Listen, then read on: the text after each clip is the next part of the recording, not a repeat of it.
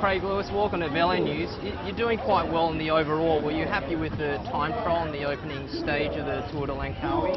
Yeah, I was really happy to start the race off that way. I had zero expectations other than just trying to get through the race and to come out and have a decent result. It just shows that I'm definitely making huge steps and the year's looking good.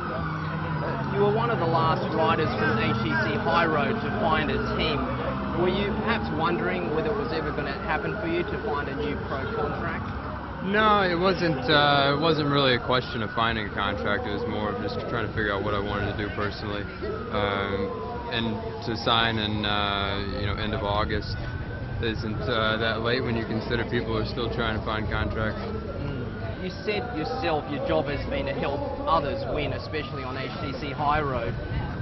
Do you think that was the reason perhaps why it was quite hard convincing potential employers of your worth? Yeah, it's tough once you see how the UCI points work out and how that gets certain people rides on big teams. You definitely don't get anything to show for the work you've done for the sprinters other than the fact that they'll stand up for you, and if that doesn't happen, then you're basically on your own. That's just how the system is, but it's everybody's in the same position. Your broken femur from stage 19 of last year's Giro made things really difficult for you as well and compounded your search for a new job. Right. Is your leg 100% rehabilitated now? How are you feeling? Yeah, the leg issue definitely hurt. That's why it's kind of nice to come out and get a good result in the time trial and show that I'll be back to where I was. I'm nowhere close to 100%. I had another surgery in December, a bone graft, so that takes another 6 to 8 months to fully take. And we're just keeping an eye on it. And, I'm free to race and train as hard as I can, but I think I still need a few more months. So no problems then when you're pushing the gears pretty hard or uphill and things like that? There's some discomfort and pain, but nothing I can't manage.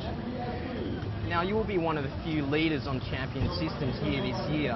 What are your first impressions of the team and the way it's conducted compared to the setup at HTC High Road? I'm really happy here at Champion System. I think it's got a great backing and sponsor, and the staff's amazing. The riders are fun to work with. I couldn't be in a better place for me right now in my career.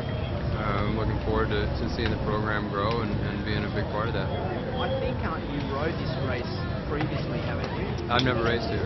First time. So Genting Highlands is going to be quite an experience for you then. That's what I hear. I don't know what to expect. I know it's hot, but other than that, it's a climb, and every mountaintop's a hard finish.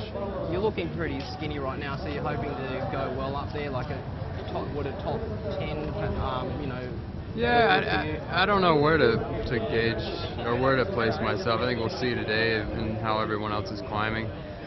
First race for me and first mountaintop in Genting, so I'd be happy with top 20, something like that. How does just the inclusion of one climb in a race over 10 days change things as opposed to having, say, multiple climbs across a number of days? Does it make things easier or harder for someone like yourself? It makes things harder. You have one shot at it, and if something goes bad and you're off, then that's the whole race. But I think you can also take it to your advantage, and if you have a great day, then you can solidify your GC position. Final question: what's your program looking like from after the Tour de Langkawi? Have you got one mapped out for you yet? Getting there. We're still working on a few race invites, but I'll be heading over to Europe to race in northern Belgium, Holland, France, that area, for about a month in March, April, and then back to the U.S. to do some racing.